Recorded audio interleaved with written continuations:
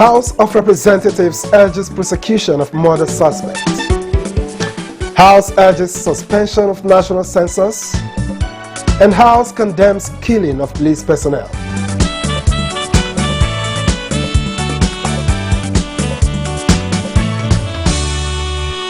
Hello and welcome to another edition of You and Your Reps. My name is Victor Azu. Thank you for joining us. The House of Representatives has urged authorities to bring to justice the suspect involved in the sexual assault and murder of a female job seeker in Akwa Ibom State, Ms. Inubang Umoren. The House condemned the incident and called for thorough investigation by the police. National Assembly correspondent Lami Ali reports on this and other features at House plenary. The issue was raised as a matter of urgent public importance by Representative Unyimedem, who recalled the unfortunate circumstances of the murder of the job applicants and appealed for urgent action. Public outrage on account of rape and other violent crimes against women and the girl child should not go unpunished as a deterrent for the perpetrators and other nursing the thoughts to forestall future occurrences. Other issues of security breaches in Kogi, Kaduna and other parts of the country raised at plenary were referred to the House Special Committee on Security. The special committee that was set up on security, I think we talked about this last week, that we aggregate all these motions together. We will mention the name of the constituency and we'll refer it. The House, following a motion from Representative Muraina Jibola on the recent fire disaster at a market in Ibadan, appealed for assistance to victims. The largest auto spare parts market in Oyo State was engulfed by an inferno that consumed about 1,222 locked-up shops. The House adopted a resolution from Representative Alex Ebuna urging the Nigerian National Petroleum Corporation to review licenses of modular refineries issued to indigenous firms due to poor performance. The inability of the modular refinery to commence operation has continually forced the federal government to import petroleum products and sell to consumers at subsidized rates. The lawmakers passed for second reading a bill to establish National Social Investment Program sponsored by House Speaker Femi Gbajabiamila and 11 others. A bill to establish Federal Medical Center, Orerokpe, Delta State, sponsored by Representative Anthony Afe. A bill to establish Federal Capital Advertisement Agency, sponsored by House Chief Whip Mohammed Tahir Mungunu. The FCT being the gateway to the whole nation and being the first point of call when foreigners come, we should at all times make sure that Abuja is run in accordance with international best practice. We cannot allow a situation whereby people will just indiscriminately put up billboards or posters, thereby defacing the capital city. There is a need to regulate all the advertisements that are being done in the Federal Capital Territory. One, in order to maintain the beauty and serenity of the city as the Federal Capital Territory of Nigeria, and then also to bring about the much needed revenue to the coffers of the FCT with a view to deploying it to other much needed infrastructure.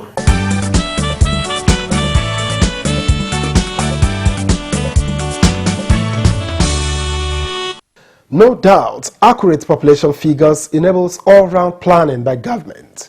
But the House of Representatives is of the view that the upcoming population and housing census may not be a success due to security concerns. The House has therefore urged the National Population Commission to put on hold its plan of conducting a head count in Nigeria this year. The call on the Population Commission to suspend the census is based on serious issues of concern, as noted by a mover of the motion, Representative Shehu Beji. He pointed out that insecurity has led to displacement of persons to distant locations, some as far as neighboring countries. and the risk of staff of the Commission fallen victims of banditry and kidnapping. In this circumstance, a large chunk of Nigerians have fled their homes, while many others are being held under captive by kidnappers. As such, conducting such census without them means infringing on their rights or their constitutional rights. The House resolved to invite the National Population Commission to make clarification on the feasibility of the exercise, the resurgence of attacks in parts of Benue State, and the need for authorities to intervene in the plight of internally displaced persons across the country, as raised by Representative Mark Wheeler, was adopted. Request the Defense Ministry and Nigerian Army to immediately deploy more personnel and equipment, including surveillance and intelligence gathering technology, to Operation Wellstroke operatives in Benue State to enable them tackle this resurgence of attacks. A motion from Representative Patrick Ifong urging federal government to curb fishing by foreign vessels on Nigeria's territorial waters, considering the losses incurred, was supported by House members, just as the motion from Representative Mike Ajiba appealing for urgent measures to address gully erosion in the Federal Capital Territory got the nod of lawmakers. Urge the Federal Capital Territory Administration to compel the estate developer within the FCT to comply with building code. Meanwhile, the House considered and approved the report on a bill to establish Federal University of Agriculture, Langtang, Plateau State. Objectives of this university, if established, will be to harness the agricultural potential of Plateau State and the North Central. 4 bills seeking the establishment of academic and health institutions passed second reading.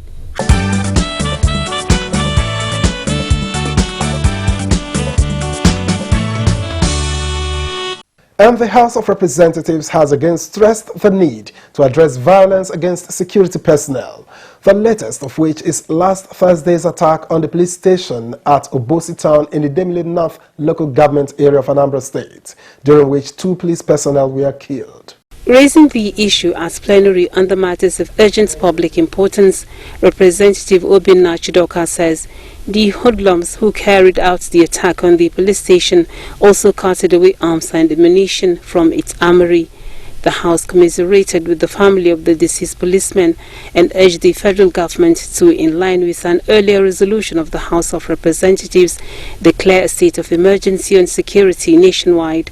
Address this menace of brigandage, threatening lives, properties, and peace in our communities and country as a whole. Following a motion from Representative Anyeka Numana, the House resolved to investigate how the 2 billion naira Safe School Intervention Fund was utilized. 23 bills passed first reading, while 6 passed second reading, including a bill seeking to make mandatory entrepreneurship education in academic institutions, sponsored by Representative Uime Idem, a bill to establish Environmental Trust Fund from Suleiman Gumi, and a bill to establish Federal College of Nursing and Midwifery in Delta State, sponsored by Ejirogene Waive. In the course of plenary, House Speaker Femi Gbajabiamila advised lawmakers to avoid making comments which expressly or impliedly are capable of causing misunderstanding, following a reference to statements credited to the House Minority Leader Ndudi Elumelu. Honorable Ndudi Elumelu, while he was attending the NEC meeting of the PDP, issued a statement that during that executive session, some members of the APC approached him indicating an interest to join the PDP. That was false. Ndudi is not here. But more importantly, there was no breach of privilege. He didn't say that SADA came to him. He said some members. What the minority leader did there, sir, is a complete misrepresentation of what happened at the executive session. Even though you have the freedom of expression, you have to be reasonable enough as a leader to measure your words and what you say publicly. The House, before adjourning to 18th of May for Salah break, extended condolences to the family of the author of Nigeria's national pledge, Professor Felicia Adebola, who died last week.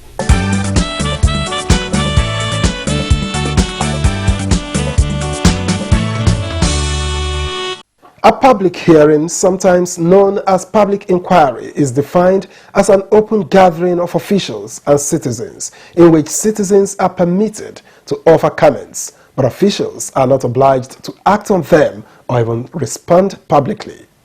In specific terms, how does the House of Representatives view public hearings? Let's find out.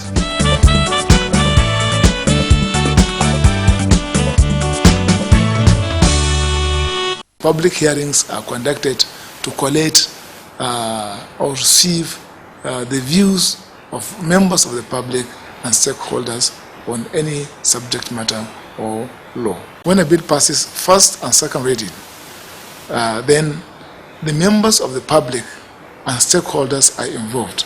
There will be an advertisement in the dailies, electronic media, and so forth. Now, to call the attention of the general public, there's on so date, they are invited to come and make their own input into so bill or into so issue.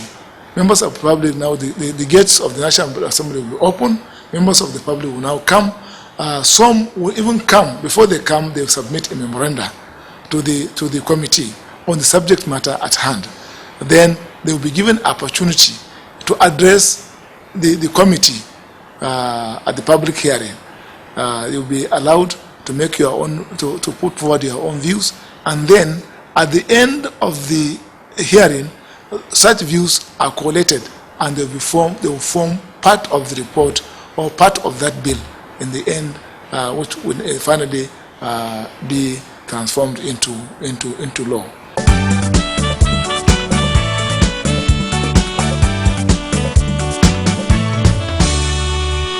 A bill in the House of Representatives for the creation of special legislative seats for women continues to generate reactions from within and outside the Green Chamber. The latest comes from the member representing Ifo, Iwekoro Federal Constituency of Ogun State, Isiaka Ibrahim. If you say the entire 360 members, if you say all of them should be women, I will be the first person to sign. They are all the House of Representatives members, all of them should be women. I will be the first person to sign. But the question that no one has addressed, that I'm begging answers for, are, is it creating special space for women in the National Assembly? Is it an end to a means? Has that cured whatever injustice, infractions, emancipation, or perceived shortcomings about women's participation? Has that cured it? We have Ministry for Women Affairs. We don't have Ministry for Men's Affairs. We have for women's affairs. And I have not seen yet to see either the laws that created that or by the wisdom of government, if there should be an amendment or additions or some things, some gaps noticed that we should try and fill and make sure that that department functions very well. If we are talking about creating space for women, what about our youth? What about the disabled? You see, so that's why I said I'm not undermining women asking for this, but to achieve what? And then every other challenges that women always cry about, that we know too, that men too cry about, how well have we addressed them? Is it because where we have 360 women in the National Assembly, that is when those problems will be addressed? And for me, if you take demographic statistics of voters, maybe I should speak from my side. Women vote for us far in larger numbers than any other. So I believe that the capacity is there, But if there is something hindering them from now aspiring, why don't we cure that? You see, making or turning legislative seat to a gift instead of being a desire, we have to look at that. And because when you desire, you are craving for success. When craving for success, you are going to strive, you are going to work hard, you are going to combat the environment, you are going to subdue circumstances, you are going to recast institutions and the environment you are going to manage, and you are going to be ideologically alert and awake at all times. But if something is a gift, so I wish those two things are defined and designed. So even if it is going to be a gift, what are the processes?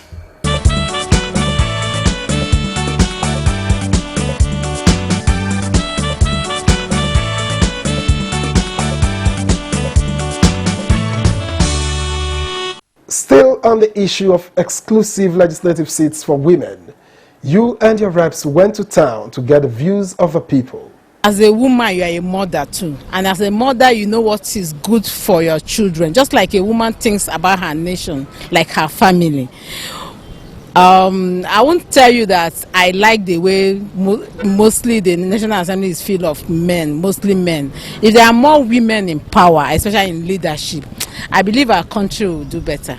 Women, they are not properly involved in leadership, so it's high time they include them in leadership, both in National Assembly and in every area. If a child goes wrong, I think they will not necessarily refer that to the father who is a man. They will refer to the mother who is a woman. That is to tell you how important it is for the government to give women a chance to lead.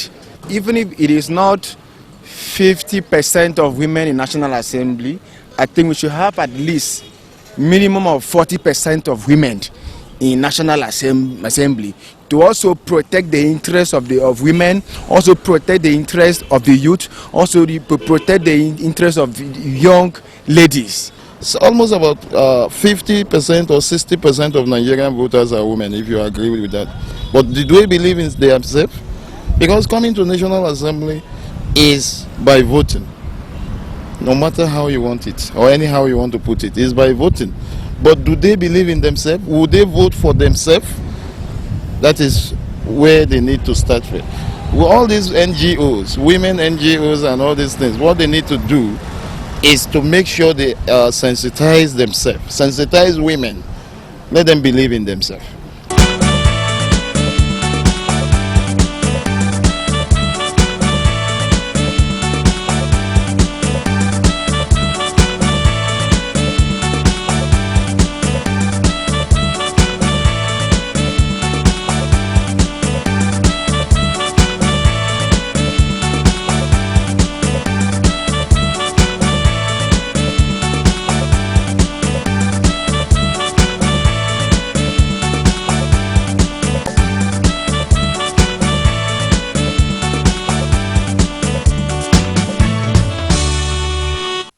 This week on You and Your Reps, the committee segment delves into security.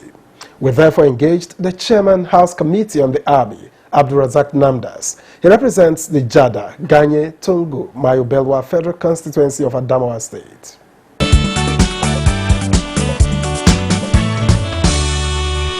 If you appropriate funds to organizations, to institutions, and you need to go around and see whether these funds are judiciously used.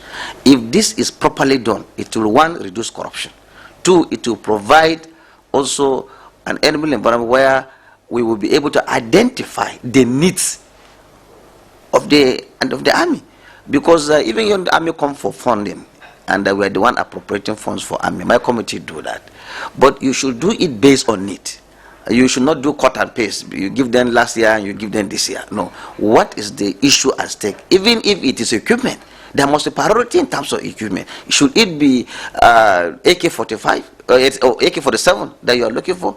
Or is it that you are looking for armored tanks? Are you looking for APCs? You know, everything. Are you looking for drones? So all these things must be identified. Once you don't go to the field and you identify the issue, you are likely to appropriate the funds wrongly. And once you appropriate it wrongly, it will be applied wrongly. And once it is applied wrongly, the issues on ground will remain. So this is very key. But again, the most important thing that we do the oversight. But again, because we also come back to make laws, which is very important. As a committee, I should be well informed on issues affecting army than any other member. I am not saying you cannot find some members that are also, because there are some former retired soldiers that have been there. They can still know more than me. But because I interact at the highest level with the leadership of the army, I have been to the right places that I'm supposed to be. So I have, the information I have is something that the National Assembly can rely upon. So we can come back by way of motions, by way of law, by making bills, so that we can make it. So these are some of the functions that makes us to function well as a committee.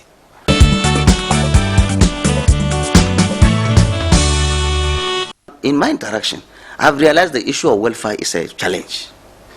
It's not that they are not getting the welfare, but there is not so much in the hands of the soldiers. Because even in terms of appropriation, how can you give a soldier, let's say, 2,000 for him to be in the war front on a daily basis? You know, the motivation is low, and some may tell you that, look, I have not gotten it up to this moment. So even, you know, one thing, the way the government works is that even when appropriations are made, releases are not also gotten the way you expect. So you will not just ordinarily blame the authorities of army for not giving it. There could be delay also in the release of funds. And once there are delays in the release of funds, it could also affect the man that is in the field. So it's a challenge. But we have made a report, a presentation on the floor of the House. My committee have done that. That look, let's take the issue of welfare very seriously. Because once a soldier is not, welfare is not well taken, there is no guarantee that he can fight with his heart.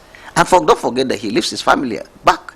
So you see, some don't even meet their wives in the last 2 years. You can see how the situation is. So this is a challenge, and I can give you a current example. In the 2021 budget, the capital expenditure of the army that I know of is less than 30 billion. It's about 29 billion. Now, this 29 billion, you are expected, because you are not supposed to use salaries to buy equipment. You use capital to buy. Now, how can we prosecute war of this magnitude that I've mentioned, Boko Haram, banditry, pipeline, and the rest, and you have less than 30 billion to handle? Now, you buy APCs, armored vehicles, you buy also all the other equipment, drones, and what have you, and then don't forget, you have to even the barracks, even the where they stay. If you go to the barracks today, I'm telling you, you will shed tears. Because no matter how much the chief of army staff will work, there is an accumulated problem in the past. So it's not like you are just putting small water inside the river. So these are also challenges that we have identified.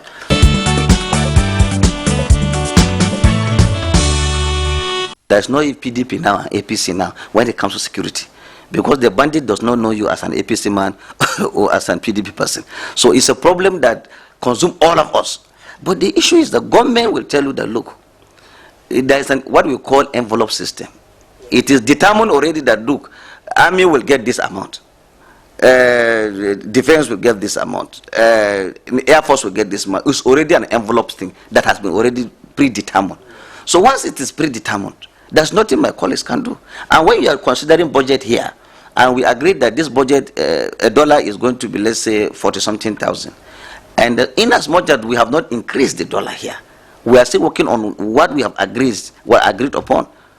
There's nothing you can do. You can't just add figure. You know, people sometimes think that because we are members of the House of or Parliament, if a government come with 10 trillion, we can make it 60 trillion. It's not just like that. You cannot just add figure, because budget is an estimation, and it is based on the revenue projection that you are going to expect. So you can just put figure. In fact, sometimes, most of the times, we go to deficit because the revenue expectation will not even come to pass. And therefore, government will run the risk and say, look, I have agreed that we can give army this amount of money. Then practically the revenue sources coming in is not enough. So you can't give. And that is why, at the end, we have to also borrow.